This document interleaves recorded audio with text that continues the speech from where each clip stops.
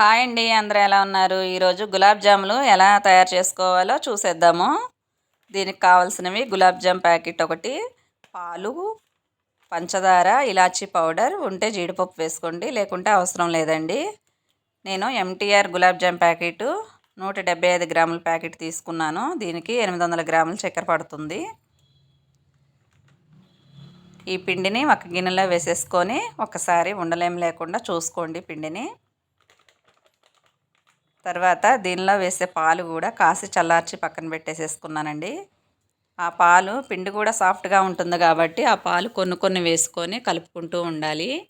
ఈ పిండి మనం చపాతీకి ఎలా కలుపుకుంటామో చపాతీలు చేయడానికి ఆ పద్ధతిలో కలిపేసుకోండి. పిండి అయితే ఉండలు లేకుండా ఇలా మొత్తం కలిపేసుకొని మూత పెట్టి ఒక అరగంట సేపు పక్కన పెట్టేసేసేయండి. తర్వాత చక్కెర కూడా మనం గ్లాస్ కొలతలతో నీళ్ళు తీసుకుంటాం కాబట్టి చక్కెర కూడా నేను గ్లాస్ కొలతతోనే చూపిస్తున్నాను. ఇది పెద్ద సైజు గ్లాసు కాబట్టి 2 గ్లాసులు వేసుకుంటున్నాను. చక్కెర 800 గ్రాములు వస్తుంది 2 గ్లాసులకి. అలాగే నీళ్ళు కొంచెంసేపు ఉడికించాలి కాబట్టి 2.5 వేసుకుంటున్నానండి.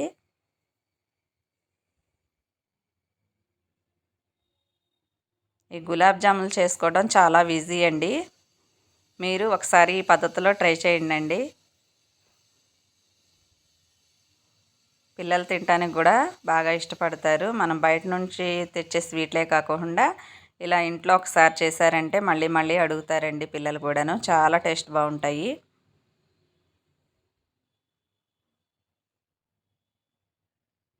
ఇవి స్టవ్ మీద పెట్టేసేసుకుందాం. ఇప్పుడు పిండి నానేలోగా ఈ పంచదార పాకం చేసేసుకుందామండి.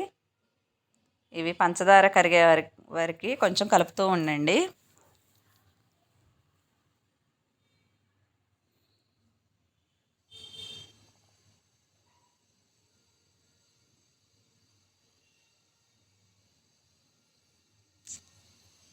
ఇప్పుడు స్టార్ట్ అయిపోయింది మసలటం కూడా పాకం.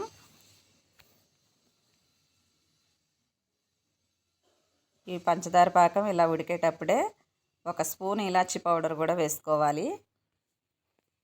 సగం ఉడికిన తర్వాత వేసేసుకోండి. మొత్తం పాకానికి మంచిగా పడుతుంది. మరీ ఎక్కువ పాకం రానివ్వకండి. ఒక 20 నిమిషాలు ఉడికిస్తే సరిపోతుంది. ఈలోపు మనం పిండి నానిపోయి ఉంటుంది. ఉండలు ఎలా చేయాలో చూసేద్దాము. మళ్ళీ ఒకసారి పిండిని మంచిగా కలిపి ఇప్పుడు ఉండలు చేసుకోవాలండి. ఇవ్వండి, లోపల చాలా గుల్లగా వచ్చింది పిండి కూడా. అలాగే చేతికి కొంచెం నెయ్యి రాసుకోండి. మనకి నెయ్యి రాసుకోవటం వల్ల పగలకోకుండా ఉండలు సాఫ్ట్గా వస్తాయి.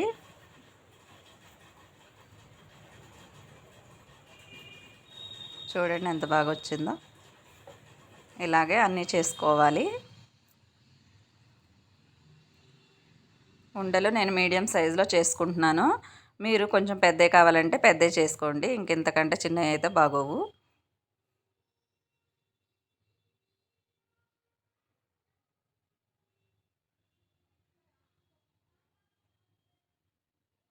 ఇలాగే అన్నీ చేసేసుకోవాలి.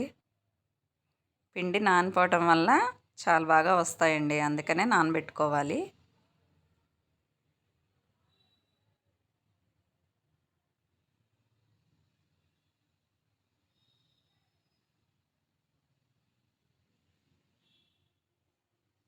ఈలోపు మంట కూడా సిమ్లో పెట్టేసుకొని ఆయిల్ పెట్టేసేసుకోండి అండి పొయ్యి మీద. ఎందుకంటే ఆయిల్ హైలో పెట్టొద్దు, అవి కూడా వేడెక్కాలి కాబట్టి ముందే పెట్టేసేసుకున్నాను నేను. ఈ చక్కెర పాకం కూడా దగ్గరకు అయిపోయింది. ఇంకో 20 నిమిషాలు అయ్యింది ఉడకటం కూడా. ఇంక ఇది స్టవ్ ఆపేసి పక్కన పెట్టేసేసుకుందాము. ఆయిల్ కూడా వేడెక్కుతుంది. వేరే స్టవ్ మీద పెట్టేసుకున్నాను. ఈ ఉండలు చేయటం కూడా రెడీ అయిపోయిందండి. ఇప్పుడు ఈ ఉండలు వేసేసుకుందాము. ఇవి వేసుకున్న వెంటనే ఒక 2 నిమిషాలు అలాగే వదిలేసేయండి అండి. వెంటనే తిప్పకండి, ఎందుకంటే కళాయికి కొంచెం అంటుకుపోయినట్టు అవుతాయి. ఫస్ట్ 2 నిమిషాలు ఆగి కదపటం వల్ల మంచిగా వస్తాయి. మనం ఆయిల్ సిమ్లో పెట్టడం వల్ల ఇవి కూడా మంచిగా ఫ్రై అవుతాయి. ఎక్కువ మంట పెట్టడం వల్ల లోపల అయితే ఉడకవండి, పైకైతే కలర్ వస్తాయి.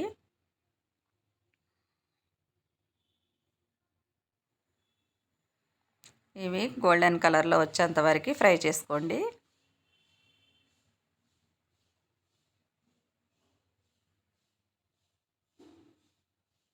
ఇంకా రెడీ అయిపోయినాయి. ఇప్పుడైతే తీసేసుకుందామండి. రౌండ్గా ఇలా మంచిగా వచ్చేయండి.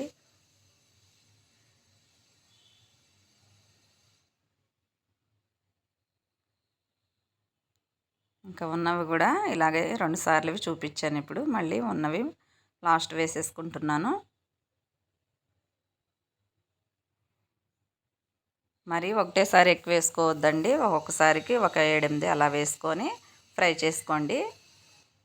ఈలోపు చక్కెర పాకంలో మనం చిక్కగా అయిపోకుండా కొంచెం 2, 3 డ్రాప్స్ నిమ్మరసం వేసుకోండి. ఆ పాకం కూడా అలాగే ఉంటుంది. జాములకు కూడా మంచిగా పడుతుంది. గులాబ్ జాములు అయితే ఫ్రై చేయటం అన్నీ అయిపోయాయండి. ఇప్పుడైతే మనం పాకము మరి వేడి ఉండంగా వేయకూడదు. గోరువెచ్చగా ఉన్నప్పుడు వేసుకోవాలి. అప్పుడే బాగా పడుతుంది. మరి వేడి మీద అయితే వేసుకోవద్దండి. ఇవి 2 ఒక దగ్గర పెట్టేసుకున్నాము. ఇవి గోరువెచ్చగా అయిపోయాయి. ఇప్పుడు వేసుకోవచ్చు.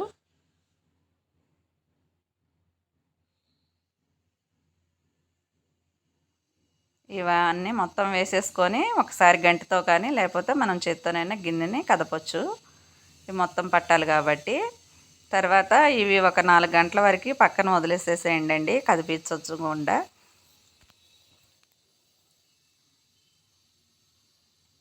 మంచిగా పాకం పీల్చుకుంటాయి. మనం 4 గంటల తర్వాత చూద్దాము. మళ్ళీ మూత పెట్టేసి పక్కన పెడుతున్నాను. చూడండి మంచిగా ఉబ్బాయి. పాకం కూడా మంచిగా పట్టింది. చాలా ఈజీ అండి. మా వీడియోస్ నచ్చితే లైక్ చేయండి, షేర్ చేయండి, సబ్స్క్రైబ్ చేసుకోండి.